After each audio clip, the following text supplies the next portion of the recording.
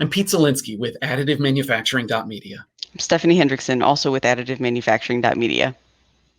So much is happening in the overlap of 3D printing and the coronavirus crisis. We decided a quick, untidy, roughly once a week video conversation is maybe the best way to process it all in real time.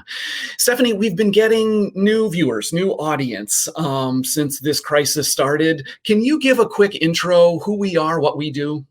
Yeah, sure. So Additive Manufacturing is a B2B publication that focuses on industrial applications for 3D printing technology. We have a website, a newsletter, a print magazine. We have YouTube videos. We have a series called The Cool Part Show.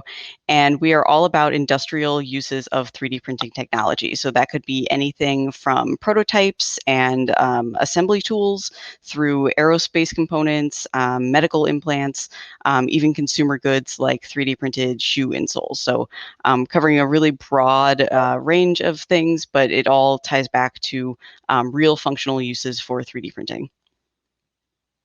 Some of the new audience that's finding us is medical providers looking for 3D printing, maybe for personal protective equipment, which I think we're about to talk about, but maybe also just to find some component to keep some vital system up and running during this time.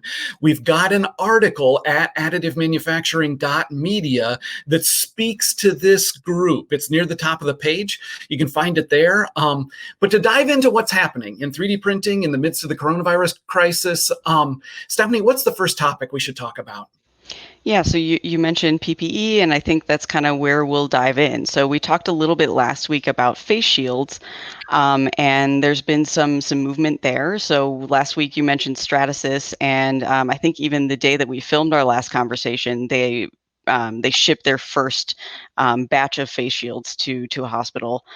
We've seen similar efforts to organize users from companies like HP, 3D Systems.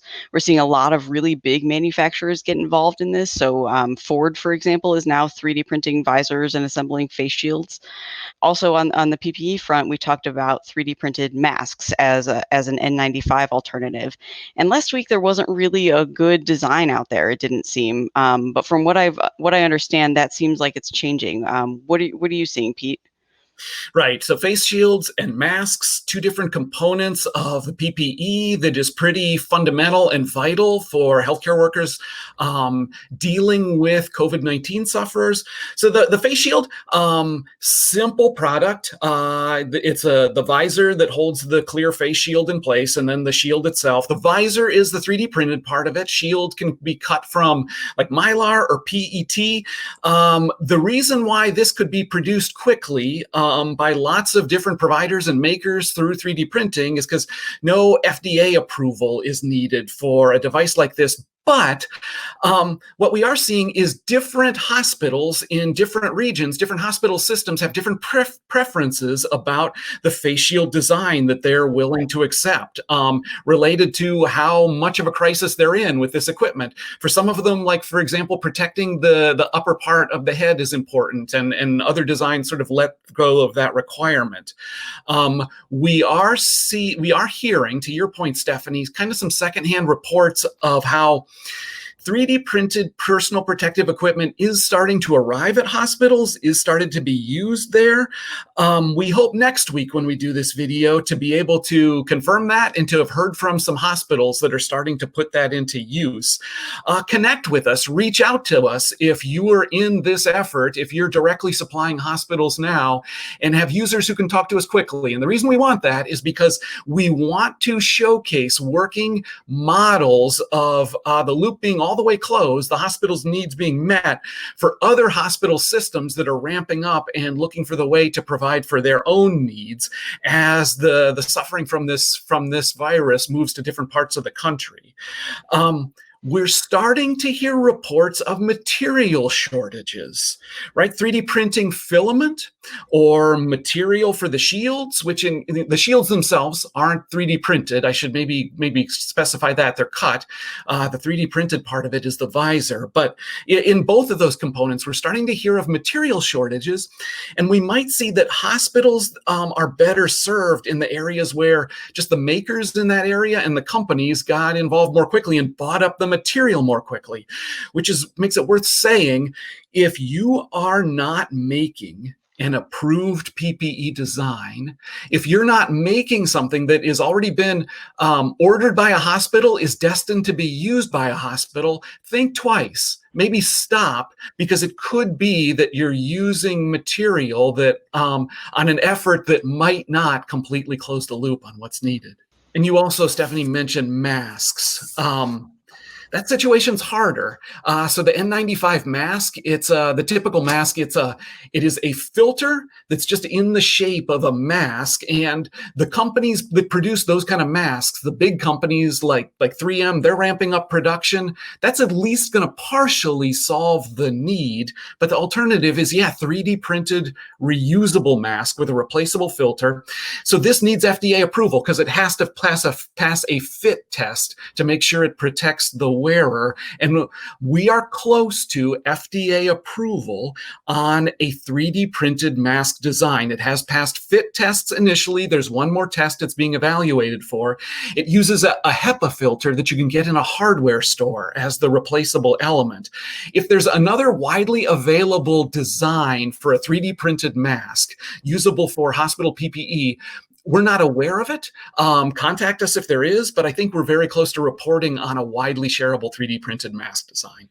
Okay, so a 3D printed reusable mask with that kind of readily available consumable, how far along are they realistically with this? Right. So they've done fit tests that have succeeded on like 4 very different face geometries.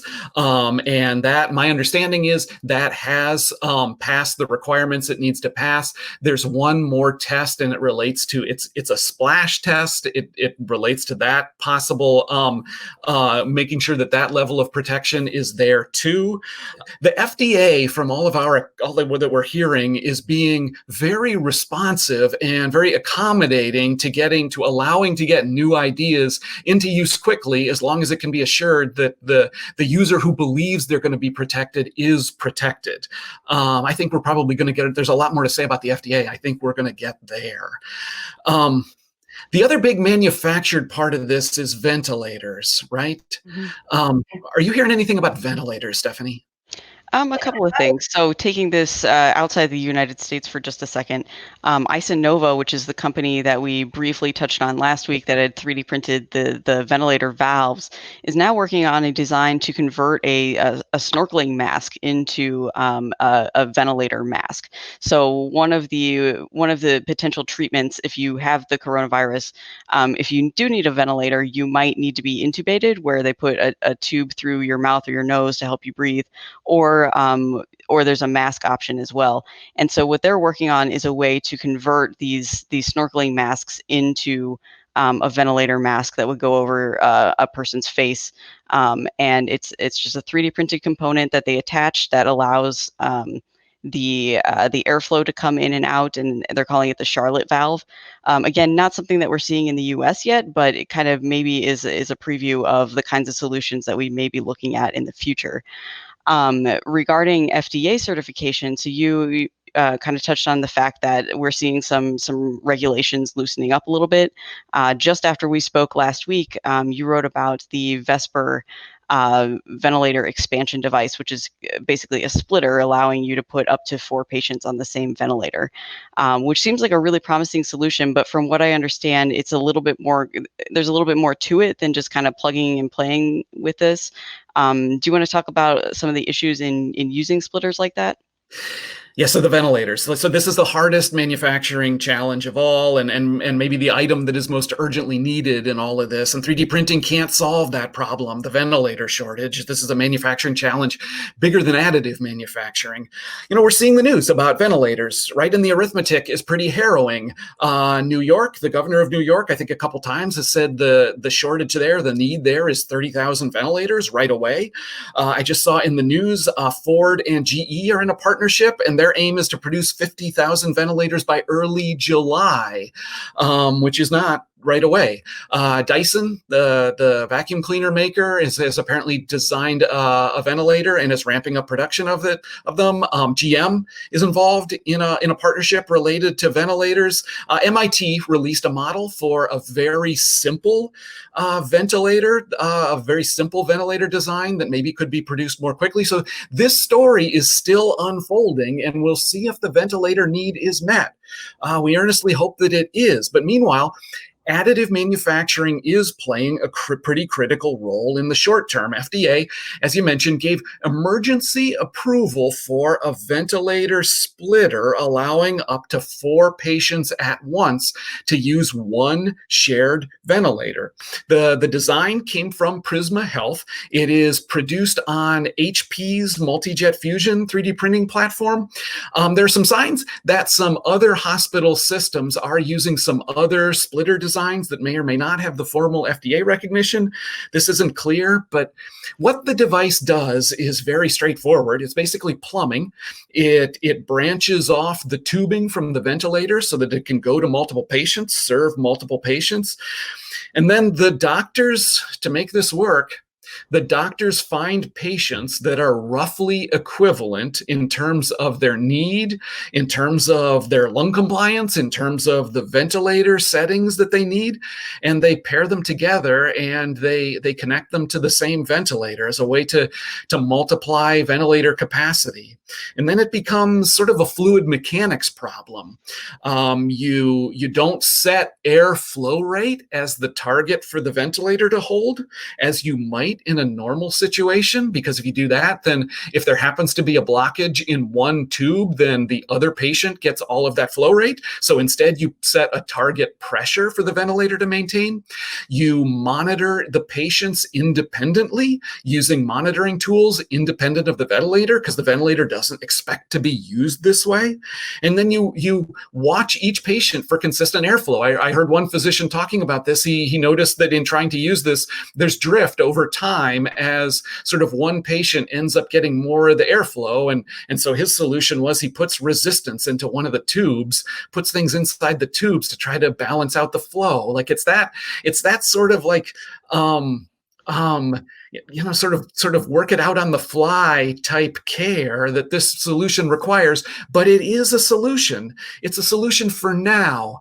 Another part of the solution is you keep some ventilators on hand beside the shared ventilators for patients for whom this just isn't working. Emergency single-use ventilators to be brought in for patients who can't do the sharing. I heard a doctor talk about his sense of what this is, what this option is. He says, like, this is the best option we have while we wait for the cavalry to come. That was his phrase, wait for the cavalry to come. And in this case, the cavalry is manufacturing, the ability to produce a lot more ventilators. So I say this is FDA approved, and the FDA is doing things that maybe we wouldn't expected them to do and wouldn't expected to see as their role to play. You've been kind of looking at this, Stephanie, and you've had a chance to kind of be close to this and think about this. What role is the FDA playing, and what are you seeing? Yeah, so I've had a lot of people ask me recently, and I'm sure you have too, if I have open 3D printing capacity, what can I make? How can I help? Who do I go to for direction and for designs and to work through that FDA process? So yesterday I sat in on a webinar with America Makes, and they are trying to be kind of a central repository of information for the 3D printing community right now. And so they've partnered with the VA, with NIH, and with the FDA to put out this a collection of resources online. So they have a new COVID-19 page on their site that you can visit, and it has these different portals. There's one for healthcare, so like hospitals and clinics that need supplies. There's one for manufacturers, so if you have open capacity, you can input your capabilities there. And then there's one for designers. And there's a couple of purposes for the resources that they're putting out there. First is they're trying really hard to match healthcare needs with suppliers who can handle that. So if you are a hospital procurement officer, say, and you go in and enter the things that you need that could be potentially 3D printed through this form. What America Makes is doing on the back end is then trying to match your need with one of the manufacturers in their database. And so it's not a marketplace. They're not going to broker any business that comes out of this. What they're doing right now is just presenting the healthcare customer with some potential manufacturers, and kind of leaving it up to them to negotiate and reach out and kind of work that deal offline. But it's becoming a good repository for, here are the people with the real needs, and then here are some manufacturers who can help with those needs. So being that matchmaker. The other thing that I think is really interesting that they're doing is that design portal. So they're letting anybody kind of go through there and upload designs related to healthcare items, related to PPE. All those designs are going to end up on the NIH's 3D print open source directory. So there are all these designs out there. But once you submit something through that portal, what happens is kind of interesting. So they've set up this whole workflow with the involvement of their partners. So once a design is uploaded, the VA kind of takes the first look at it and decides, okay, is this something that is needed, that's going to be useful, and is it viable? And if the answer is yes, the next question that they ask is, okay, is this one of those items that's going to need the FDA oversight? So is it a ventilator component, something like that, N95 mask, or is it something more like a face shield where we can proceed without that sort of certification process? If it doesn't need the FDA, then at that point, it can go into clinical trial in a VA hospital. But if it does need the FDA's approval, at that point, the FDA would get involved directly to help expedite the qualification process or grant that emergency use authorization if that's the case. And so I think this is a really good example. People have been looking for guidance on this. And here is what's becoming a pretty direct path to design the part, work through the process to get it certified, and if it's something that can be used, it's a pretty direct and expedited way to get that needed part out there. And then all of those designs are going to be living on that repository. They're all going to be labeled, so you'll know what stage they're at, if it is something that's in that approval process, or if it's just kind of a prototype and it's just an idea at that point. But I think we're seeing some good responsiveness from the FDA and recognition that 3D printing could be a potential solution. There's also been some new documents and things on their website lately. So for instance, just last week, we spotted the frequently asked questions that they put out there for 3D printing professionals. Do you want to talk a little bit about that? Yeah, the guidelines. In the last couple of days, the FDA put out guidelines on 3D printing medical devices and accessories, particularly in the context of the COVID-19 crisis. And I think that is a historic document. The crisis level tone of this comes through in that document, the scale of the emergency. It's seen, for example, in some of just the related resource that document links to. The frequently asked questions sort of speak to what healthcare providers can and cannot expect from 3D printing. Are 3D printed masks automatically safe and automatically providing protection for the wearer? Well, when it connected to that is the FDA's guidelines for managing in the situation of a shortage of N95 masks, and sort of an escalating scale of what it's okay to accept depending on how bad the shortfall is, all the way to the point of an FDA document saying use a bandana, wrap a bandana around your mouth and nose to just as protection if that's the best that there is. Just the acceptance that some extreme emergency measures might be needed here, and what is acceptable. Another reason that those guidelines are important is because they speak to what 3D printing can and can't do for hospital leaders who hope that it will be the answer. And this is important because buried in that document, in the assumptions underlying those guidelines, are clues to what we'll need to talk about soon. what manufacturing should be able to do, what it can do if we have the will to go there. Right now, we need to address the immediate need, but there's all kinds of lessons we're learning here about how to create a manufacturing system that can respond quickly. And if we learn those lessons well and implement those lessons well, we'll be way better prepared for the next crisis. Yeah, I agree. I think there's a lot of long-term implications of this situation and the way that we're handling it, and it's gonna change manufacturing. But in the short term, I think we still have some really big questions to answer. For us specifically, we keep seeing these reports of 3D printing face shields and other equipment that's going somewhere, and we haven't really been able to close the loop and get to talk to a hospital or some other healthcare provider that's using 3D printed equipment. And I think that's something that we'd really like to hear from somebody who can tell us about that, and so we can illustrate, what it looks like when the system is working successfully.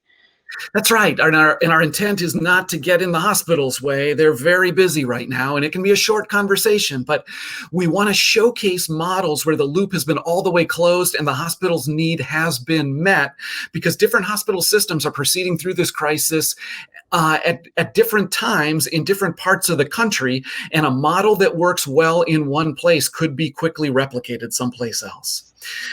We have some resources available on our website, additivemanufacturing.media, for medical providers. We have an article on the site describing how to engage with 3D printing service providers, how to find them, what questions to ask, what to expect. You can find that near the top of our site. For manufacturers, we have a map to 3D printing service providers for your help in dealing with short-term production needs and interruptions during this time, which is another aspect of this situation that continues to play out. Right. So we are planning to be back next week with another update like this. In the meantime, you can follow us both on social media and check out additivemanufacturing.media for more 3D printing information, both related to the pandemic and otherwise. So we'll see you soon.